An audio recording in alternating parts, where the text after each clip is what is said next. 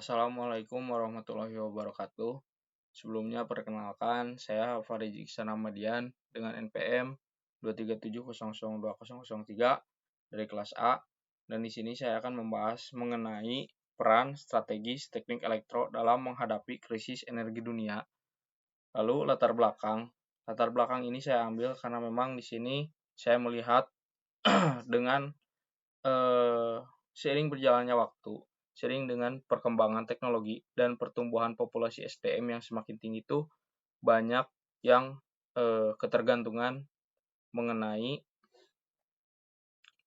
memanfaatkan energi fosil atau energi konvensional, dan hal tersebut menurut saya bisa mempunyai dampak negatif terhadap lingkungan karena energi fosil atau energi konvensional itu ada habisnya seperti itu. Lalu untuk tujuan ada 4 poin. Yang pertama, memahami tren energi modern, menganalisis keterkaitan antara energi dengan isu global, menjelaskan peran bidang teknik elektro dalam sistem energi modern. Lalu yang terakhir, memberikan solusi inovatif berbasis teknologi untuk tantangan energi. Yang selanjutnya, pembahasan mengenai perkembangan energi. Yang pertama, energi terbarukan atau EBT meningkat pesat, kendaraan listrik atau electric vehicle berkembang. Lalu yang ketiga, penyimpanan energi atau baterai semakin penting. Lalu yang keempat, smart grid dan digitalisasi sistem tenaga. Yang terakhir, efisiensi energi di berbagai sektor. Nah, pada perkembangan energi ini saya ambil karena memang ada keterkaitannya juga dengan isu global, apalagi mengenai poin pertama, poin kedua, poin ketiga. Kan pada masa kini tuh seperti halnya perang antar negara, dan hal tersebut bisa menyebabkan krisis mengenai bahan baku energi, terkhusus pada bidang kita teknik elektro gitu. Karena memang pada EBT masa kini itu meningkat pesat gitu, dan dirasa emang energi konvensional atau energi fosil tuh semakin mengurang gitu. Dan untuk saat ini kendaraan listrik atau electric vehicle banyak yang emang berkembang gitu. Banyak perusahaan-perusahaan mobil, terkhusus mobil listrik seperti BYD, lalu VinFast dan lain-lainnya itu membuat suatu perkembangan teknologi yang awalnya mobil konvensional sekarang menjadi electric vehicle gitu. Karena mereka juga mempertimbangkan terkait lingkungan, terus juga terkait bahan baku energinya seperti bahan bakar minyaknya dan lain-lainnya gitu. Dan untuk penyimpanan energi semakin penting, jelas gitu. Pada saat masa kini kita harus bisa menghemat energi, terkhusus dalam energi konvensional dan energi fosil gitu. Karena semakin seiring berjalannya waktu, energi konvensional atau energi fosil itu akan habis gitu, tidak bisa diperbarui, dan jika emang bisa ada lagi itu membutuhkan waktu yang lumayan panjang seperti itu. Lalu pembahasan mengenai energi surya dan angin. Untuk energi surya dan angin, keunggulannya yaitu tidak akan habis, melimpah gitu, karena energi surya dan angin dan air dan lain-lain itu yang terbarukan berasal dari alam dan beda seperti energi konvensional atau energi fosil.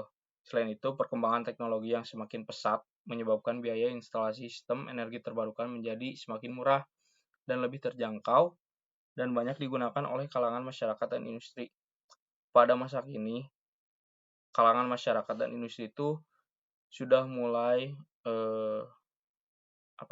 konversi dari energi konvensional menjadi energi terbarukan, seperti mulai memanfaatkan energi surya menjadi PLTS, lalu energi angin menjadi PLTB, lalu energi air PLTA, lalu sekarang banyak membahas mengenai PLTO, pembangkit listrik tenaga ombak, yang menjadi penelitian banyak terkhusus di bidang teknik elektro seperti itu. Karena memang bisa dimanfaatkan juga terkait arus ombak tersebut, terutama pada sektor industri. Lalu baterai dan penyimpanan energi. Nah, pada baterai dan penyimpanan energi juga banyak perkembangan untuk masa kini. Contohnya pada baterai lithium ion menjadi paling dominan karena memang memiliki efisiensi yang tinggi, kapasitas yang besar, dan umur pakai yang panjang. Seperti beda halnya pada baterai dan penyimpanan energi yang sebelum-sebelumnya, terutama banyak digunakan pada electric vehicle. Lalu, smart grid dan digitalisasi. Sistem listrik berbasis teknologi digital, monitoring real-time dan otomatisasi, integrasi energi terbarukan lebih mudah, meningkatkan efisiensi dan keandalan. Nah, untuk smart grid dan digitalisasi, terusus pada jaringan sistem listrik, sekarang banyak yang mulai seperti memanfaatkan AI, lalu memakai sensor-sensor pada sistem jaringan listrik. Nanti ketika emang ada suatu gangguan atau apa bisa diakses dari jarak jauh seperti itu. Lalu keterkaitan energi dengan isu global. Nah, di sini ada beberapa poin yang emang menurut saya termasuk keterkaitannya gitu dengan energi pada isu global pada saat masa kini. Seperti konflik antar negara, lalu krisis energi global menyebabkan energi harganya naik turun secara signifikan. Persaingan penguasaan mineral krisis, nikel, lithium untuk industri baterai dan electric vehicle. Perubahan iklim mendorong percepatan transisi menuju energi bersih dan berkelanjutan. Nah, banyak sekarang isu-isu global seperti khususnya pada persaingan penguasaan mineral kritis, nikel, lithium untuk industri baterai dan EV.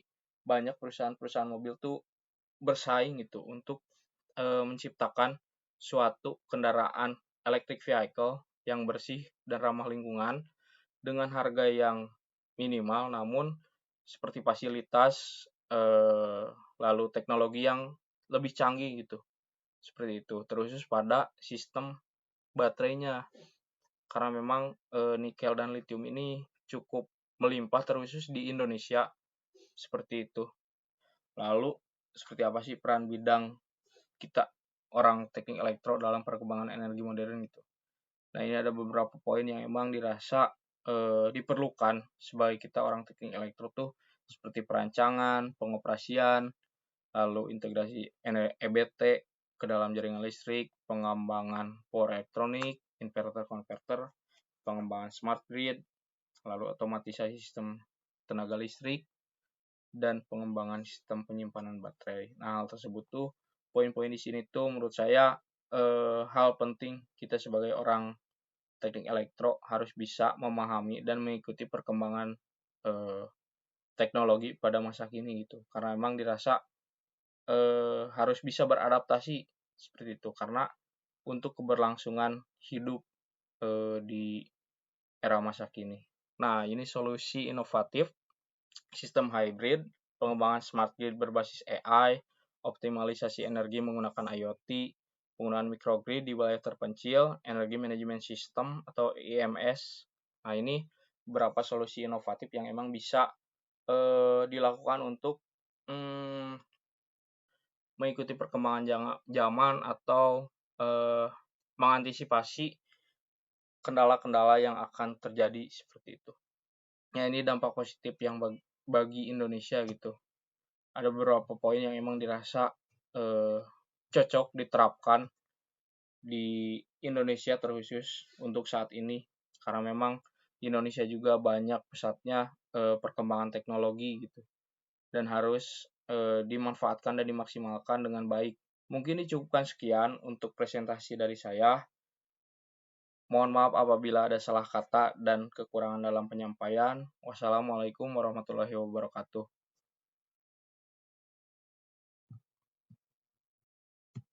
Ini dampak positif terus bagi Indonesia, mendorong inovasi dan perkembangan teknologi dalam bidang energi, membuka peluang lapangan pekerjaan dalam sektor energi terbarukan, mengurangi emisi karbon dan perubahan iklim, mempercepat elektrifikasi di berbagai sektor transportasi, industri, dan rumah tangga, dan lain-lain.